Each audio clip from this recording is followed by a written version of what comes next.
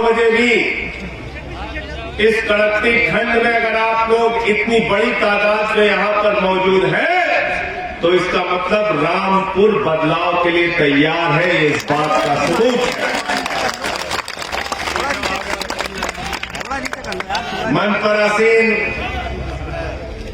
हमारे जिलाध्यक्ष अंसार भाई, उत्तर प्रदेश के हमारे सह प्रभारी निर्मल मिश्रा जी, प्रदेश के सचिव, प्रदेश के उपाध्यक्ष हैदर भाई, मंच पर शहीद किसान बाबा कश्मीर सिंह साहब के बेटे लखविंदर सिंह लाडी साहब मौजूद हैं, डॉक्टर एपी सिंह जी जो प्रदेश के अध्यक्ष हैं ओबीसी सेल के, डीएम खट्टा साहब जो रिटायर्ड डिप्टी एसपी है, हैदर साहब का नाम मैंने लिया, प्रदेश के उपाध्यक्ष हैं, आसिफ मियां साहब अल्पसंख्यक प्रकोष्ठ के प्रदेश के सचिव हैं, और स्वार से हमारे प्रत्याशी हैं जाबिर हुसैन साहब जिलाध्यक्ष मुरादाबाद के, हुदा जरीवाला जी जो प्रदेश की प्रवक्ता है हमारी, नरगिस खान जी जो प्रदेश की सचिव हैं, महिला विंग की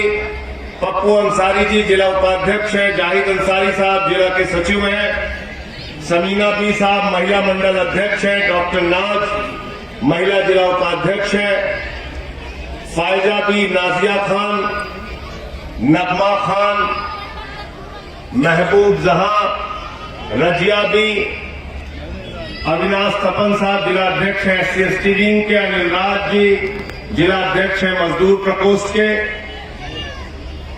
ये तमाम साथी हमारे जिनका नाम छूट जाए उनसे मैं माफी चाहता हूं। बहुत सारे हमारे साथी मंच पर मौजूद हैं जिन्होंने आज के इस जलसे को, आज के इस प्रोग्राम को सफल बनाने में अपनी भूमिका निभाई है। सबका मैं हृदय से स्वागत और अभिनंदन करता हूं।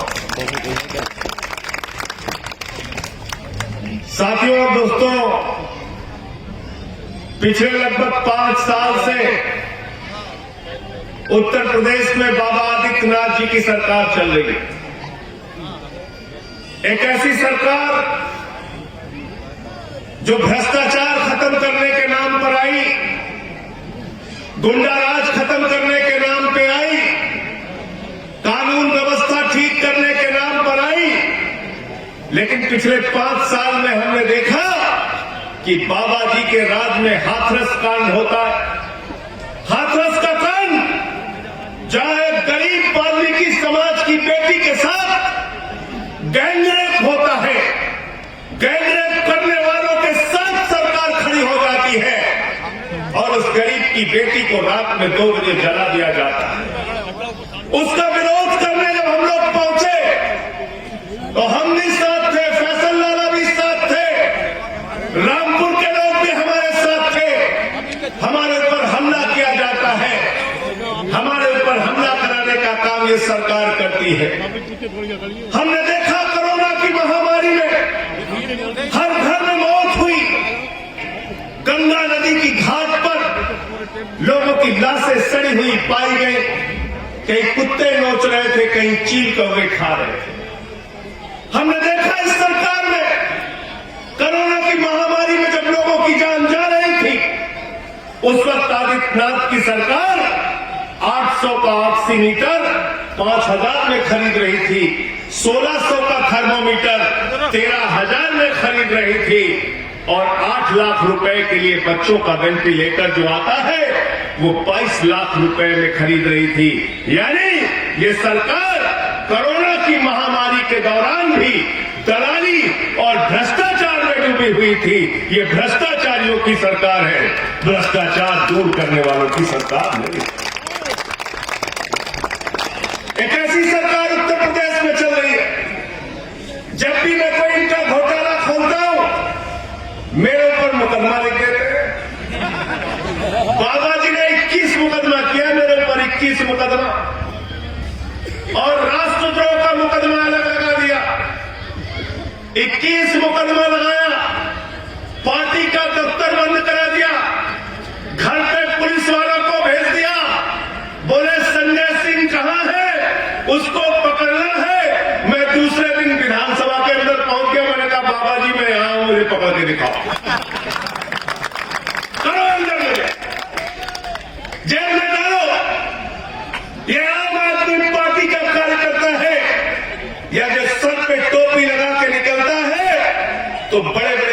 इंसानों से टक्कर लेने का हौसला रखता है, तुम्हारे मुकदमों से, तुम्हारी लाठी से, तुम्हारी गोली से हमला करने वाले का नहीं। देश की पार्लियामेंट में बोलता हूं, वहां मोदी जी बैठे हैं, वो परेशान हो जाते हैं। क्या कह के आए थे, अभी ठीक याद दिला। बोले इतना काला धन लाएंगे, इतना काला धन लाएंगे, इतना काला धन लाएंगे कि हर आदमी के खाते में कितना जमा हो जाएगा। सबको याद है, कोई भूला नहीं। 15 लाख आ गए क्या? 15 पैसे नहीं है। और हमारी बहनें यहां पर बैठी है, अपने पतियों से, ये हमारी बहनें पैसा बचाकर संदूक में 1500 की नोट जो इन्होंने रखी थी कि घर में बीमारी होगी तो पैसा काम आएगा, बेटी की शादी होगी तो पैसा काम आएगा, जमीन खरीदना होगा तो पैसा काम आएगा। नरेंद्र मोदी जी ने कहा, माताओं और बहनों, जो संदूक में 1500 की नोट रखी है वही काला धन है, लाइन में लग के जमा करना। इनका पैसा खाली करा दिया। और पैसा दिया किसको? किसको पैसा दिया? सबको नाम यहां भी याद है। देखो, रामपुर में अदानी का नाम चल रहा है। बड़े बड़े पूंजीपतियों को दिया, अपने मित्रों को दे दिया पैसा। कितना पैसा दिया मालूम आपको? 10.5 लाख करोड़ रुपए बैंकों से कर्जा लिया इन पूंजीपतियों ने। 10.5 लाख करोड़। जीरो लगाते लगाते थक जाओगे।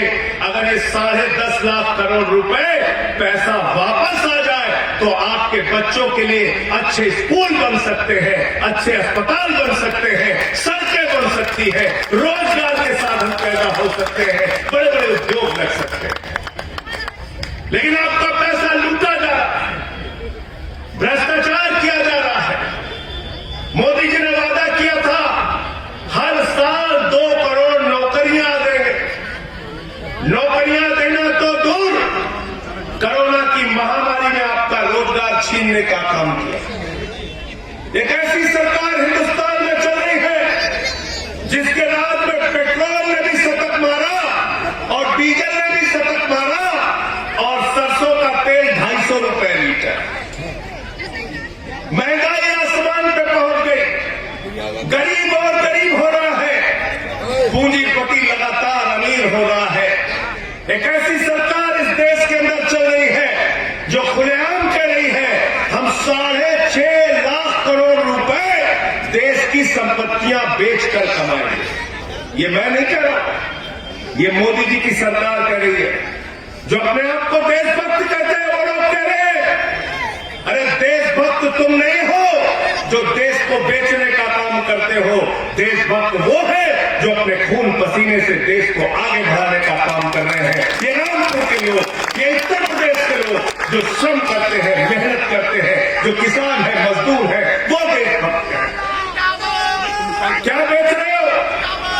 रेल बेच रही है सरकार, स्टील अथॉरिटी ऑफ इंडिया बेच रही है, सेल बेच रही है, कोल इंडिया बेच रही है, बीपीसीएल बेच रही है, एलआईसी बेच रही है, सड़क बेच रही है, बिजली बेच रही है, पानी बेच रही है, स्टेडियम बेच रही है, एफसीआई बेच रही है, और तो और पूरा हिंदुस्तान बेचने में ये सरकार लगी हुई है। ये देश बेचने वालों की सरकार है।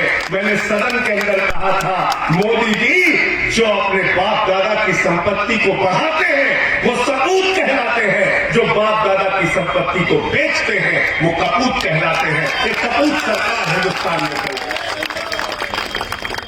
इसलिए मैं कहना चाहता हूं हमें जागना होगा, हमें होशियार रहना पड़ेगा। कौन से लोग हैं जो चुनाव प्रचार में आपके पास आते हैं? केजरीवाल जी आते हैं, वो क्या कहते हैं? भाइयों और बहनों, स्कूल होना चाहिए कि नहीं होना चाहिए, अस्पताल होना चाहिए कि नहीं होना चाहिए, फ्री बिजली होनी चाहिए कि नहीं होनी चाहिए, नौजवानों के लिए रोजगार होना चाहिए कि नहीं होना चाहिए। नरेंद्र मोदी जी आते हैं, योगी बाबा आते हैं, तो क्या कहते हैं? गांव गांव में शमशान होना चाहिए कि नहीं होना चाहिए? कहते हैं कि नहीं कहते? इतनी बड़ी मनहूस पार्टी है शमशान बना। हमें शमशान नहीं चाहिए, हमें अपने बच्चों के लिए अच्छे स्कूल चाहिए जिसमें नमक रोटी नहीं अच्छे खाने दिए।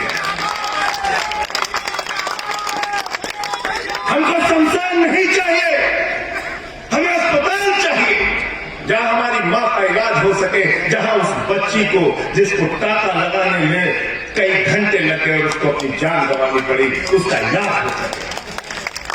नहीं चाहिए शमशान हमें उद्योग धंधे चाहिए, व्यापार चाहिए, सड़कें चाहिए, बिजली चाहिए, पानी चाहिए। हिंदुस्तान तब आगे बढ़ेगा जब गरीब आदमी को आप ताकत देंगे, उनको बढ़ाने का काम करेंगे। और ये काम अगर हिंदुस्तान में कोई सरकार कर रही है तो अरविंद केजरीवाल की आम आदमी पार्टी की सरकार दिल्ली में कर रही है। मैं कहना चाहता हूं, जाइए और एक बार देखकर, ज्यादा दूर नहीं है दिल्ली आपसे। जब केजरीवाल जी मुख्यमंत्री बने, सरकारी स्कूलों में जाते थे, मकड़ी के जाले लगे थे, टाट पट्टी पर बैठ के बच्चे पढ़ते थे। बच्चियों के लिए टॉयलेट का इंतजाम स्कूलों में नहीं था। आज उन्हीं सरकारी स्कूलों में आपके बच्चों की पढ़ाई के लिए एयर कंडीशन कमरे बने हैं, स्विमिंग पूल का निर्माण हुआ है, एथलीट के ग्राउंड बने हैं, हॉकी के ग्राउंड बने। आज उन्हीं सरकारी स्कूलों में वहां के टीचर्स को विदेशों में हमने ट्रेनिंग कराया। और पिछले 5 साल से रामपुर के लोगों आपको जान के हैरानी होगी, पिछले 5 साल से इंटर का रिजल्ट सरकारी स्कूलों का प्राइवेट स्कूल से बेहतर आ रहा है। आज हजारों रुपए की फीस, लाखों रुपए की डोनेशन दे के लोग अपने बच्चों को प्राइवेट स्कूल में नहीं पढ़ाते, बल्कि वो कहते हैं हमें केजरीवाल के सरकारी स्कूल में अपना नाम लिखवाना है। ट्रंप की बेटी अमेरिका से आती है तो वे नहीं कहती कि मोदी के गुजरात का स्कूल देखना है, वो कहती है दिल्ली में केजरीवाल का स्कूल देखना। आज पूरी दुनिया में हमारे मोहल्ला क्लिनिक के मॉडल की चर्चा हो रही है।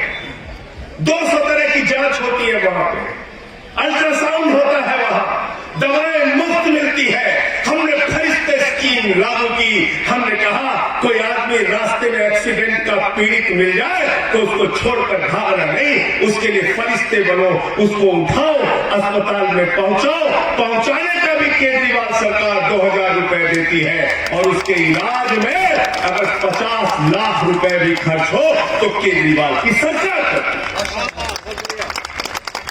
एक ऐसी सरकार जिसने 200 यूनिट बिजली फ्री देने का काम किया, 400 यूनिट बिजली आधे दाम पर देने का काम किया। एक ऐसी सरकार जो माताओं बहनों के लिए बस की यात्रा फ्री करती है, विधवाओं की पेंशन 3 गुना, बुजुर्गों की पेंशन 3 गुना, विकलांगों की पेंशन 3 गुना। आज दिल्ली में हमने गेस्ट टीचर की तनख्वाह 2 गुना करने का काम किया, आंगनबाड़ी की तनख्वाह 2 गुना करने का काम किया। सबका ख्याल रखने वाली सरकार केजरीवाल की सरकार, आम आदमी पार्टी की सरकार है। और उत्तर प्रदेश में जब हम आए, जब हम रामपुर गए, जब हम लखनऊ गए, जब हम आगरा गए, हाथरस गए, मेरठ गए, पूरब हो, पश्चिम हो, उत्तर हो, दक्षिण हो, चारों तरफ जहां जहां हम लोग गए, वहां एक ही बात निकल कर आती थी, क्या दिल्ली की तरह यहां भी फ्री बिजली मिल सकती है? क्या दिल्ली की तरह यहां भी 24 घंटे बिजली मिल सकती है? क्या दिल्ली की तरह यहां भी पुराने बिजली के बिल के बकाया माफ किए जा सकते हैं? तो हमने अभियान चलाया और ये देखिए बड़े बड़े पोस्टर लगे हैं, केजरीवाल की पहली गारंटी, सरकार बनने के बाद 300 यूनिट बिजली फ्री की जाएगी और पुराने बिजली के बिल के बकाया माफ किए जाएंगे।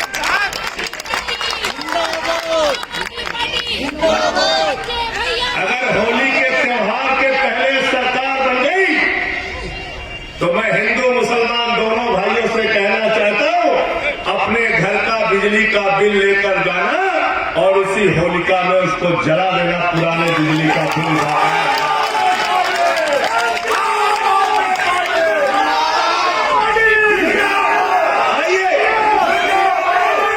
आइए 75 साल की आजादी के बाद एक सरकार तो ऐसी बनाए जो मंदिर के नाम पर नहीं, मस्जिद के नाम पर नहीं, जाति के नाम पर नहीं, धर्म के नाम पर नहीं, जो तरक्की के नाम पर हो, स्कूल के नाम पर हो, अस्पताल के नाम पर हो, बिजली के नाम पर हो, पानी के नाम पर। आइए एक सरकार मिलकर बना। और ठीक कहा फैसल वाला ने, हमसे सवाल किया भाजपाइयों ने, हमसे सवाल किया कांग्रेस के लोगों ने, हमसे सवाल किया सपा वालों ने, बसपा वालों ने, तमाम पार्टी के लोगों ने, फ्री बिजली कैसे देंगे? भाजपा वालों ने कहा पूरा बजट डूब जाएगा। मैंने कहा अगर बजट डूबना होता तो केजरीवाल का बजट जाकर देख लो, मुनाफे का बजट है फ्री बिजली देने के बाद।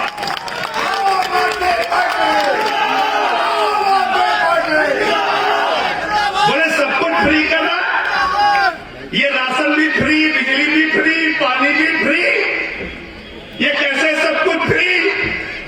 मैंने कहा मोदी जी चलो शुरू करते हैं, योगी जी आइए मिलकर शुरू करते हैं। सबसे पहले प्रधानमंत्री की फ्री बिजली बंद करो। होना चाहिए कि नहीं होना चाहिए? भाइयों और बहनों, प्रधानमंत्री की बिजली बंद होनी चाहिए कि नहीं होनी चाहिए? आइए मिलकर योगी आदित्यनाथ की फ्री बिजली बंद करते हैं।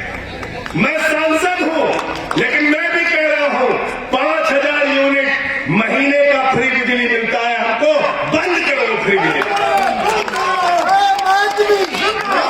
मंत्रियों की फ्री बिजली बंद करो, विधायकों की फ्री बिजली बंद करो, राष्ट्रपति की फ्री बिजली बंद करो। अगर उनकी फ्री बिजली बंद नहीं कर सकते तो गरीब जनता को 300 यूनिट बिजली फ्री दो। ये उनका पैसा है जिससे तुम फ्री बिजली लो। ये पैसा किसका है भाई? बाबा जी जो हेलीकॉप्टर में डराते, किसका पैसा है? किसका पैसा है? आपका पैसा।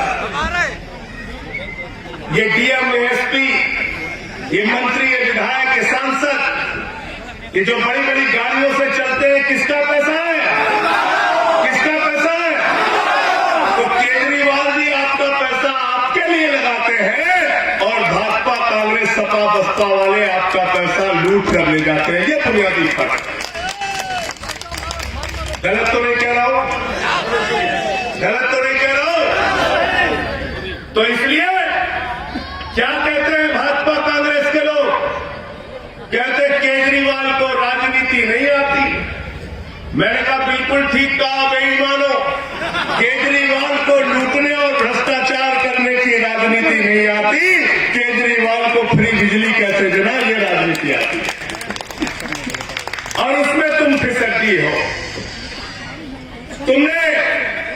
तुम्हारी मनहूस पार्टी ने गांव-गांव में शमशान बनाने की ऐसी बात कही कि कोरोना की महामारी में गांव-गांव में शमशान बन गया, शमशान बन गया। ऐसे मनहूस लोगों को उत्तर प्रदेश की सत्ता से हमें हटाना है। एक कहानी सुना के मैं अपनी बात को खत्म करूंगा। एक बार एक हंस और हंसनी हरिद्वार से भटकते भटकते भटकते रेगिस्तान के इलाके में चले गए। ध्यान से सुनना ये कहानी। बहुत काम किए, पूरे चुनाव और काम आएगी और जिंदगी भर काम आएगी। जब जब चुनाव आएगा तब तब याद करो। तो एक बार एक हंस और हंसनी हरिद्वार से भटकते भटकते रेगिस्तान के इलाके में चले गए। रेगिस्तान का इलाका था। हंसनी परेशान हो गई।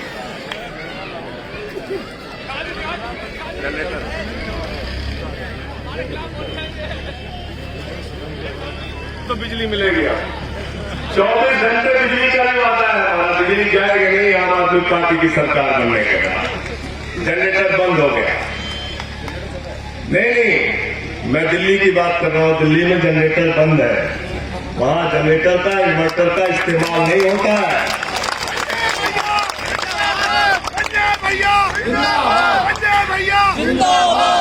तो रेगिस्तान का इलाका था। हंस और हंसनी परेशान हो गए। हंसनी ने अपने हंस से कहा, अरे हंस, ये किस इलाके में लेके चला आया? यहां न पेड़ है, न पौधे हैं, न झील है, न झरने हैं, न हरियाली है, न खुशहाली है। हंस ने अपनी हंसनी से कहा, प्रिय, हम लोग रास्ता भटकते भटकते भटकते रेगिस्तान में आ गए हैं। किसी तरह से शाम हो जाने दे, रात बीत जाने दे, सुबह हम लोग फिर हरिद्वार चले जाए। दोनों भटकते रहे। शाम हुई, एक पेड़ दिखा हंस और हंसनी को। वो हंस और हंसनी उसी पेड़ के नीचे चले गए। उस पेड़ के ऊपर एक उल्लू बैठा हुआ था। उल्लू, जब रात हुई तो हंसनी ने फिर अपने हंस से कहा, अरे हंस, ये कैसा इलाका है? यहां तो कोई तरक्की हुई नहीं, ये तो रेगिस्तान का इलाका है। यहां न पेड़ है, न पौधे हैं, न झील है, न झरने हैं, न हरियाली है, न खुशहाली है। हंस ने फिर हंसनी को समझाया, प्रिय, किसी तरह से रात तो बीत जाने दे, सुबह होगी, हम लोग हरिद्वार चले जाएंगे।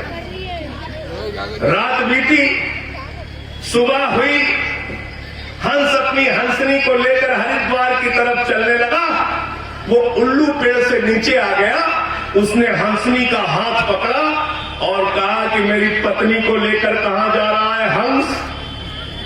हंस हैरान हो गया। उसने कहा, अरे मैं हंस हूं, ये हंसनी है, मैं इसका पति हूं, ये मेरी पत्नी है, तू तो उल्लू है, ये तेरी पत्नी कैसे हो गई?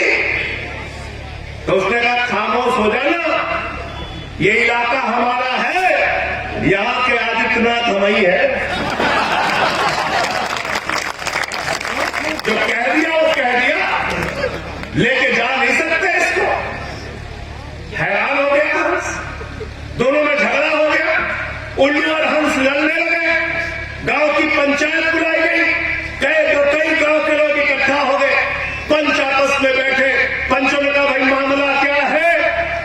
हंस ने कहा, जी मैं हंस हूं, ये हंसनी है, मैं इसका पति हूं, ये मेरी पत्नी है। ये उल्लू कह रहा है हंसनी उसकी पत्नी है, आप ही लोग फैसला कर लो। पंचों ने कहा, भाई बहुत गंभीर मामला है, थोड़ा चिंतन करना पड़ेगा, विचार करना पड़ेगा। पंच लोग किनारे गए, एकांत में बैठ गए। उन्होंने कहा, भाई देखो, हंस बात तो ठीक कह रहा है, हंसनी पत्नी तो हंस की है, लेकिन ये हंस और हंसनी तो अभी हरिद्वार चले जाएंगे। हम लोगों को तो रहना उल्लू के बीच में है, इसलिए फैसला उल्लू के हक में सुना। समझ गए आप लोग? पीछे तक सब समझ गए। ताली बजा लो जो लोग समझ गए। पंच लोग वापस आए। पंचों ने कहा, भाई फैसला हो गया। हंस ने कहा, जी क्या फैसला हुआ? बोले, फैसला ये हुआ है कि हंसनी उल्लू की पत्नी है और हंस को गांव छोड़कर जाने की इजाजत दी जाती है। हंस रोने लगा, चीखने लगा, चिल्लाने लगा। उन्होंने कहा, कैसे पंचों के बीच में आ गया? उल्लू को मेरी पत्नी दे दी, मुझे गांव छोड़ने को कह रहा है। रोकर, चीख कर, चिल्लाकर जब वो हंस आगे बढ़ने लगा हरिद्वार की तरफ, उल्लू फिर उसके पास गया। उसने हंस का हाथ पकड़ा। उसने कहा, मित्र हंस रुको, कहां जा रहे हो? हंस ने कहा, अरे उल्लू, मेरी पत्नी ले ली, अब मेरी जान लेगा क्या?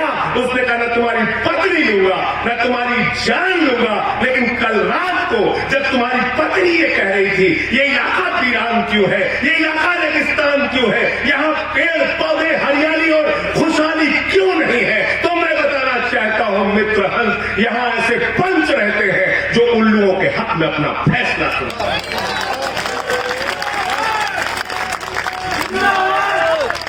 इसलिए आपके लिए लड़ने वाला, संघर्ष करने वाला, जेल जाने वाला, लाठी खाने वाला, अपनी दुकानों पर बुलडोजर चलवाने वाला, एक हिम्मती, एक साहस का रखने वाला, हौसला रखने वाला, पैसा वाला, आपका बेटा, आपका भाई आपके बीच में है। अगर इसने परिश्रम किया है, आपकी लड़ाई लड़ी है, आपकी आवाज उठाई है और तमाम जोखिम बर्दाश्त किए हैं, तो मैं आपसे हाथ जोड़कर अपील करता हूं, इनके चुनाव निशान बटन पे अपना वोट देके इनको जिताने का काम करना। हमें नफरत फैलाने वाले लोग नहीं चाहिए। हमें मोहब्बत की बुनियाद पर हिंदुस्तान को बनाना है। ये मुल्क है जहां संकट मोचन के मंदिर में बिस्मिल्लाह खान की सहनाई गूंजती है। ये मुल्क है जहां मलिक मोहम्मद जायसी पद्मावत लिखते हैं, ये मुल्क है जहां रसखान को पढ़कर हम भगवान कृष्ण के बारे में जानते हैं। ये मुल्क है जहां मोहम्मद रफी गाना गाते हैं, सुख के सब साथी दुख में ना कोई, मेरे नाम तेरा नाम एक साचा दूजा न कोई। यह है हिंदुस्तान। इस हिंदुस्तान की खूबसूरती को जो मिटाने की कोशिश करेगा, हमारे सेकुलरिज्म, हमारी धर्मनिरपेक्षता को जो मिटाने की कोशिश करेगा, उन सबसे मैं कहना चाहता हूं, ये मुल्क बाबा साहब के संविधान से चलेगा, किसी योगी और मोदी के फरमान से नहीं चलेगा। और इसके लिए हम आपसे लड़ते रहेंगे, संघर्ष करते रहेंगे। हमारी गंदा जमुनी तहजीब को मिटाने की कोशिश मत करो। हम मिलकर हिंदुस्तान को आगे बढ़ाना चाहते हैं, इस मुल्क को आगे ले जाना चाहते हैं। मंदिर और मस्जिद के नाम पर लड़ाने वाले लोगों ने किया क्या है, मैंने पिछले दिनों उनका सच आपके सामने रखा। वो सच क्या था? चंदा चोरी कर रहे थे। मैंने वो खुलासा किया। 5 मिनट के अंदर अयोध्या में भाजपा के लोगों ने 2 करोड़ की जमीन 18.5 करोड़ में खरीदी। किससे खरीदी? सुल्तान अंसारी से। मैंने भाजपाइयों से कहा किससे जमीन खरीदी? बोले राम भक्त है सुल्तान अंसारी। मैंने कहा सुल्तान अंसारी देश का सबसे लकी और भाग्यशाली मुसलमान है जिसके पक्ष में आरएसएस, बीजेपी सारे लोग हैं। माल कमाना था। 5 मिनट में 16.5 करोड़ रुपए ये चंदा चोरी का जब मैंने खुलासा किया, कानपुर वालों ने बैनर लगा दिया, चंदा चोरों से सावधान, भाजपाई पहुंच के फाड़ने लगे। कानपुर वालों ने कहा भैया इसमें तुम्हारा नाम तो लिखा नहीं। बोले हमें पता है किसके लिए लिखा है। ऐसे लोग हैं, इनसे होशियार रहना। और मैं फिर से कह रहा हूं, आज एक ऐसी सरकार उत्तर प्रदेश में चल रही है जिसको हटाकर एक ऐसी सरकार लाएंगे जो 300 यूनिट बिजली फ्री देने का काम करेगी। और दूसरी गारंटी केजरीवाल जी की है, नौजवानों को हर महीने 5,000 रुपए बेरोजगारी भत्ता और 10 लाख नौकरी हर साल। मैंने फैसल भाई से कहा था कि उसका भी प्रचार कर देना, शायद किसी कारण से उसकी बात नहीं हो पाई। मैं बता देता हूं कैसे होगा। लोग हमसे पूछते हैं उत्तर प्रदेश की आबादी बहुत है, कैसे होगा? हिसाब लगा लेना। रामपुर के लोगों आपको बता के जा रहा, उत्तर प्रदेश के एम्प्लॉयमेंट एक्सचेंज में यानी कि सेवा योजन कार्यालय में बेरोजगारों की संख्या जो दर्ज है वो है 34 लाख बेरोजगार। कितना? उनको हर महीने 5,000 रुपए अगर आप देंगे तो महीने का खर्च सरकार का आएगा 1700 करोड़ रुपया। कितना आएगा? और साल का खर्चा कितना आएगा? 20,400 करोड़ रुपया। और उत्तर प्रदेश का बजट कितना है? 5,80,000 करोड़ रुपया। अब हाथ उठा के बताओ ये हो सकता है कि नहीं हो सकता? हो सकता है कि नहीं हो सकता? नौजवानों के भी फॉर्म भरवाइए, नौकरी और 5,000 रुपए बेरोजगारी भत्ता की गारंटी हम दे रहे हैं। पीछे तक हाथ उठा के बताओ साथ दोगे कि नहीं दोगे? इस लड़ाई में साथ दोगे कि नहीं दोगे? इस लड़ाई में साथ है आप सब? इस लड़ाई में साथ है ना? फैसल लाला के साथ खड़े हैं ना? बहुत बहुत शुक्रिया। पूछते हैं बिजली कैसे दोगे? पता कर लेना बिजली विभाग में जाकर। उत्तर प्रदेश में 300 यूनिट तक बिजली का इस्तेमाल करने वाले घरेलू उपभोक्ताओं से जो बिजली विभाग को पैसा मिलता है वो कितना है? कितना है? 19,000 करोड़ रुपया। कितना है? 19,000 करोड़ रुपया। तो ये चीज बताओ, 19,000 करोड़ रुपए बिजली माफी के लिए और 20,000 करोड़ रुपए बेरोजगारी भत्ता के लिए 5,80,000 करोड़ के बजट से निकालना कोई मुश्किल का काम है क्या? मुश्किल का काम है। लेकिन यही सही बात नेता लोग आपको बताते नहीं। कहते हो कैसे पाएगा, हो कैसे पाएगा? अरे हो ऐसे पाएगा कि इनकम टैक्स कमिश्नर बैठे हैं दिल्ली में, केजरीवाल जी, जाके उनसे सीख लो, बता देंगे कैसे हो पाएगा। सारा गणित जोड़ के बता देंगे आपको। तो जो वादा हम करते हैं, हम जुमला नहीं बोलते, हम भारतीय जुमला पार्टी नहीं है, ये अरविंद केजरीवाल की वादा पूरा करने वाली पार्टी है।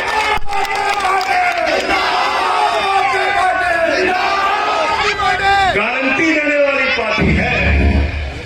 गारंटी देके कहती है हम ये कह रहे हैं और इसको हम करेंगे। 20,000 करोड़ रुपए का मतलब क्या हुआ? मोदी जी के मित्रों नीरव मोदी और मेहुल चौकसी ने जितना पैसा अकेले खा लिया, लूट के भाग गया हिंदुस्तान छोड़ के, उतने पैसे में पूरे उत्तर प्रदेश के नौजवानों को 1 साल तक बेरोजगारी भत्ता दिया जा सकता है। ललित मोदी, विजय माल्या जितना पैसा खा गए, उतने पैसे में पूरे उत्तर प्रदेश की जनता को फ्री बिजली दी जा सकती है। तो मैं आप लोगों से फिर से अपील करता हूं, हाथ जोड़कर विनती करता हूं, अपने भाई, अपने बेटे फैसल लाला का मजबूती से साथ दीजिए, इस क्षेत्र का विधायक बनाकर उत्तर प्रदेश की विधानसभा में पहुंचाइए। पहले भी आपके लिए लड़े हैं, आगे भी आपके लिए लड़ेंगे। बहुत बहुत शुक्रिया, बहुत बहुत धन्यवाद। इंकलाब।